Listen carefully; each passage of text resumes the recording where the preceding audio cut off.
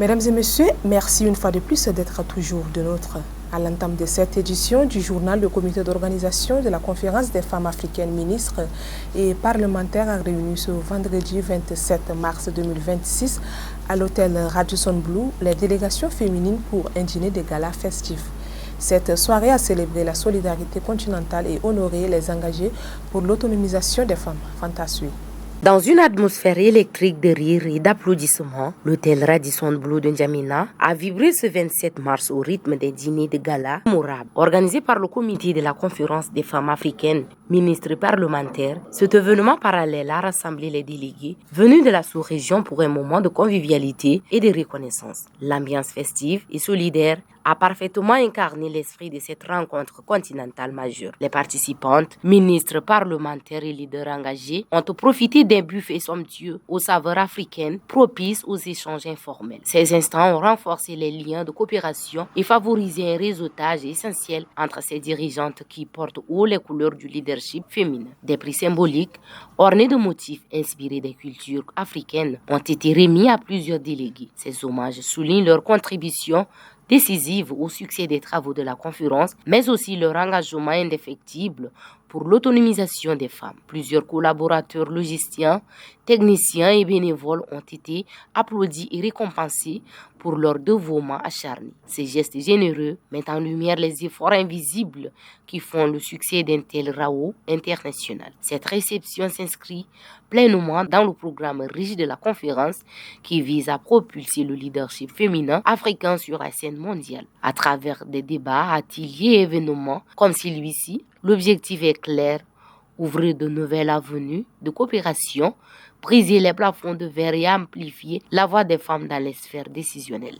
Le comité de suivi et d'évaluation de la réunion des chefs de canton et féerique du Logone oriental a organisé ce samedi 28 mars 2026 à l'hôtel de l'Amitié une session de restitution des travaux, recommandations et résolutions issues de l'assemblée tenue à Doba. L'objectif était de présenter le bilan des échanges et d'examiner les pistes d'action pour une paix durable. De la Nathalie.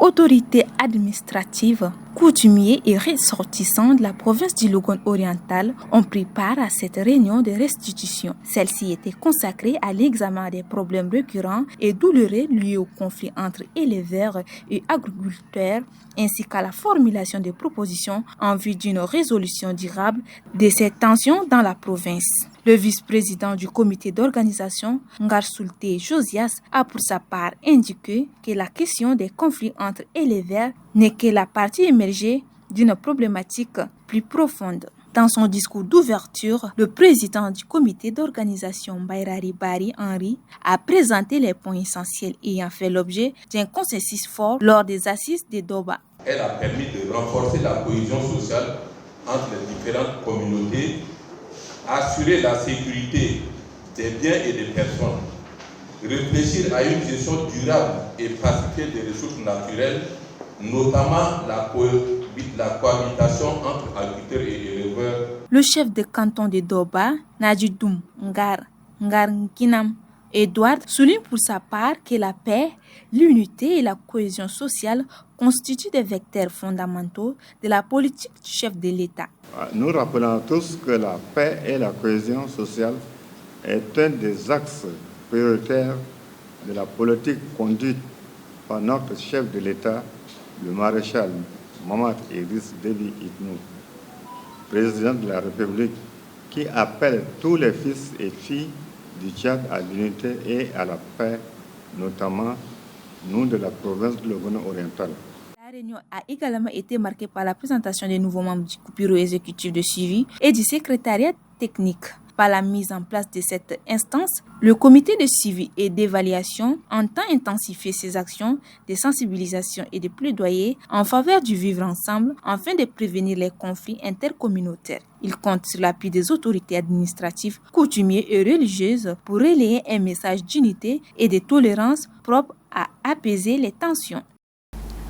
Lors d'un point de presse tenu ce samedi 28 mars 2026 à la salle multimédia des Fest Africa, le président de l'Ordre national des ingénieurs civils du Tchad, Saleh Ali Fadoul, a annoncé la publication officielle du tableau de l'Ordre pour l'année 2026.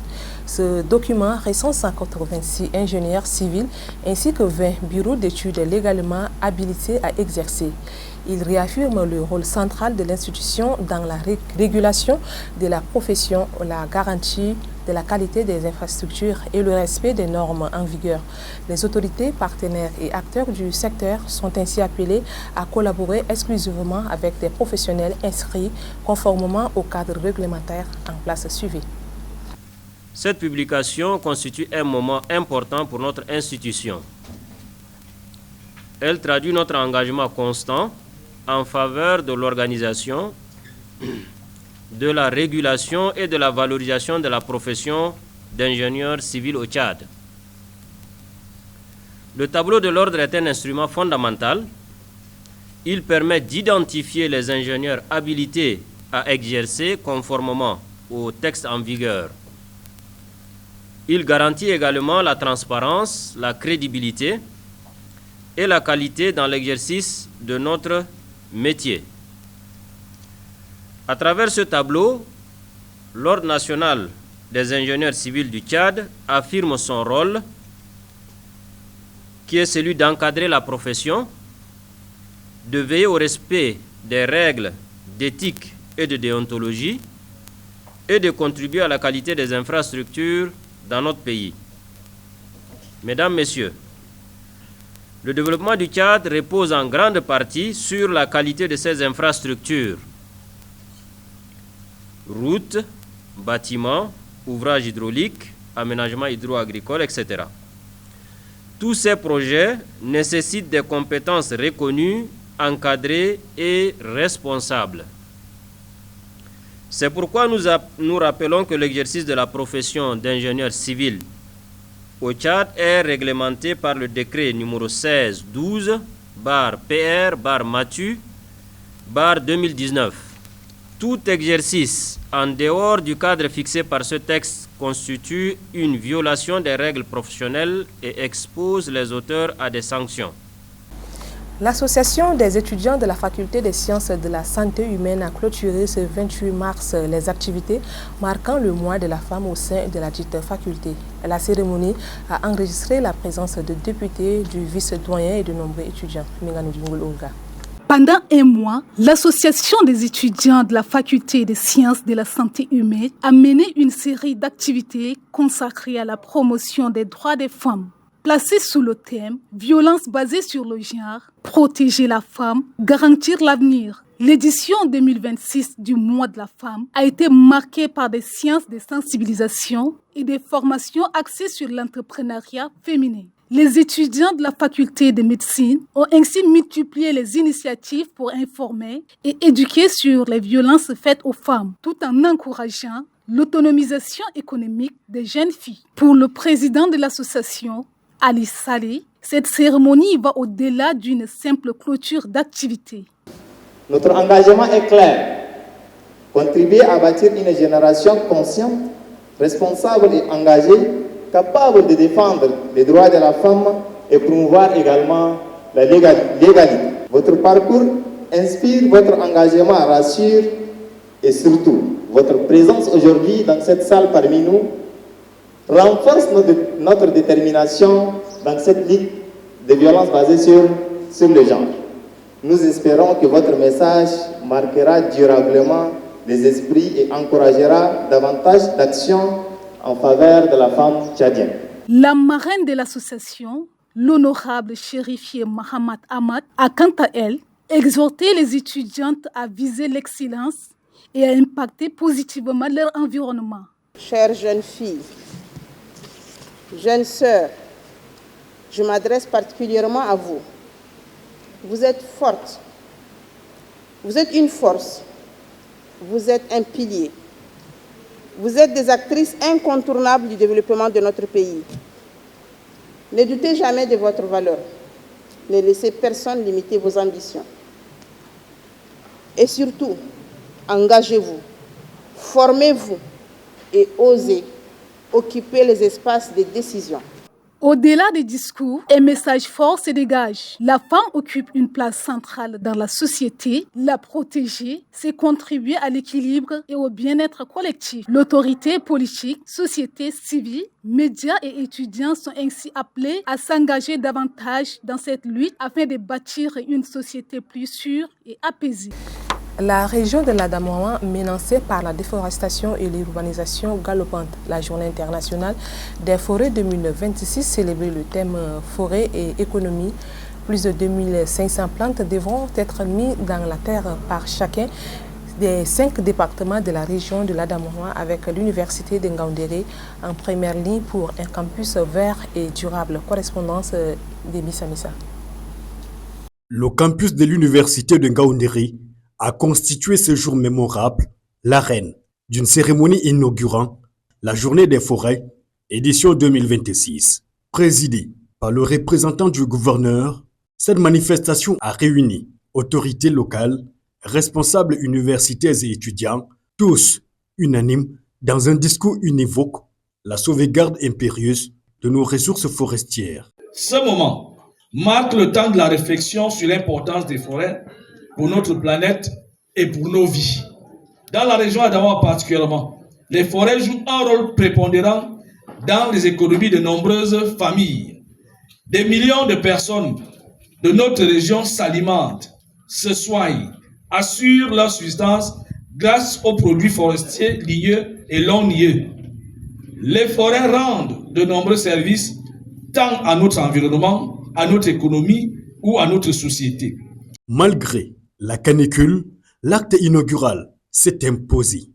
Cela participe de l'engagement de l'université pour que les arbres soient effectivement protégés. Les participants, galvanisés par un élan collectif, ont procédé à la plantation d'essences précieuses, marquant ainsi le geste fondateur d'un engagement national. Pourtant, au-delà de cet acte symbolique, la sagesse collective exhorte à une pérennisation résolue de ces initiatives afin de les ancrer dans une vision stratégique au service de l'économie nationale. Et comme je l'ai dit, les forêts participent, les forêts sont un support économique pour notre pays, un levier de développement.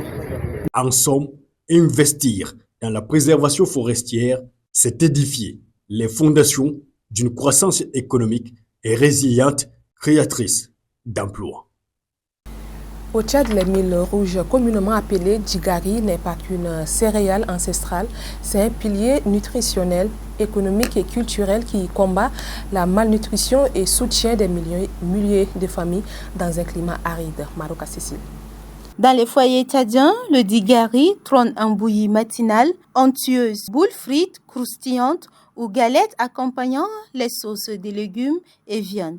Son goût léger des noisettes en fait un délice quotidien, accessible même dans les zones rurales isolées. Mais ses super pouvoirs nutritionnels en font un atout majeur. Sans gluten, ces grains fournissent environ 11 grammes de protéines pour 100 grammes, surpassant souvent le riz blanc.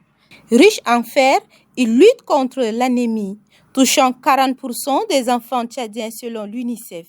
Le calcium et le fibre boostent la croissance osseuse, la digestion et la santé cardiovasculaire, tandis que son indice glycémique bas aide à gérer le diabète. Dans un pays où la sécheresse récurrente menace les récoltes, les milles rouges excellent.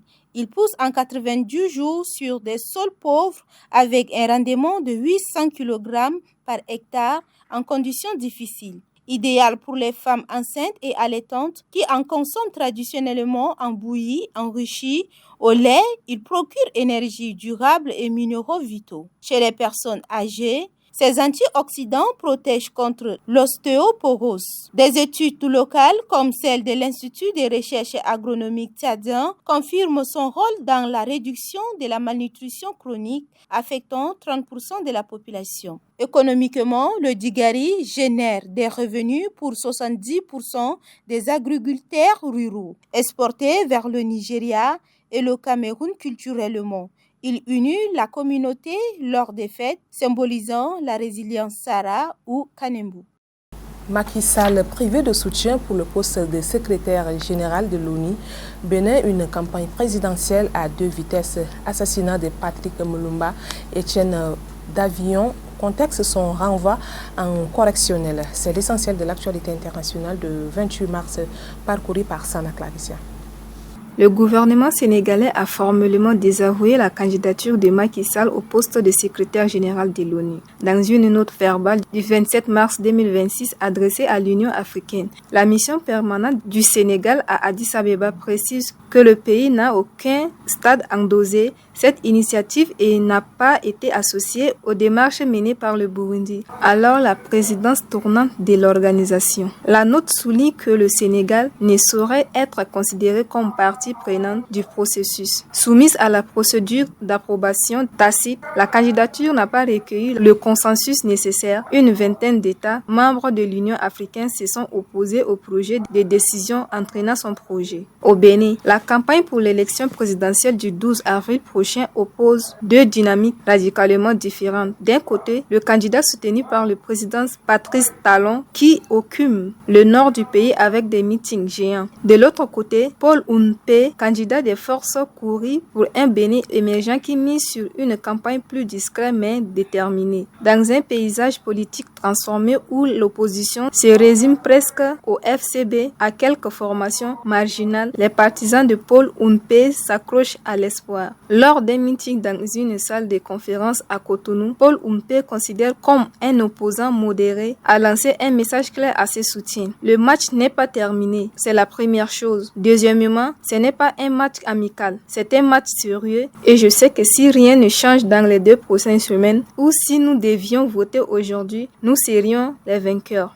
Le comte Étienne Davillon, dernier survivant parmi la dizaine des responsables belges visés par la plainte déposée en 2021 par la famille de Patrice Lumumba, a décidé de contester son renvoi devant le tribunal correctionnel de Bruxelles. Son avocat, Maître John Verby, a confirmé vendredi 27 mars que l'ancien diplomate interjetait appel à la décision rendue en première instance le 17 mars par la Chambre du Conseil de Bruxelles. À l'époque, diplomate stagiaire par les affaires étrangères belges, Étienne Davillon est soupçonné d'avoir participé au transfert illégal de Patrice Lumumba vers la région sécessionniste du Katanga où le leader congolais avait été assassiné par des séparatistes assistés par des mercenaires belges le 17 janvier 1960. Cette affaire, qui concerne également la mort de Maurice Polo et de Joseph Akito, est qualifiée de crime de guerre et de traitement inhumain par le parquet fédéral belge après 14 ans d'instruction.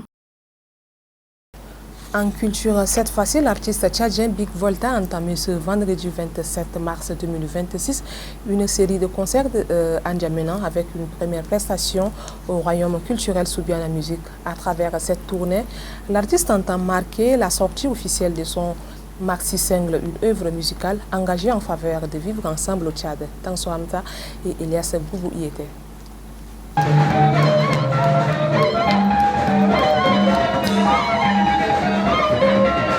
Dès les premières notes, l'ambiance était électrique au centre Soubiana Musique. Fans, mélomanes et curieux ont répondu présents pour soutenir l'artiste, reconnu pour son style urbain et ses messages à forte portée sociale. Sur scène, Big Volta a livré une prestation énergique, mêlant rythme moderne et sonorité locale, tout en véhiculant un message fort d'unité nationale. À travers ses textes, l'artiste appelle les Tchadiens à dépasser leurs différences pour construire un avenir commun.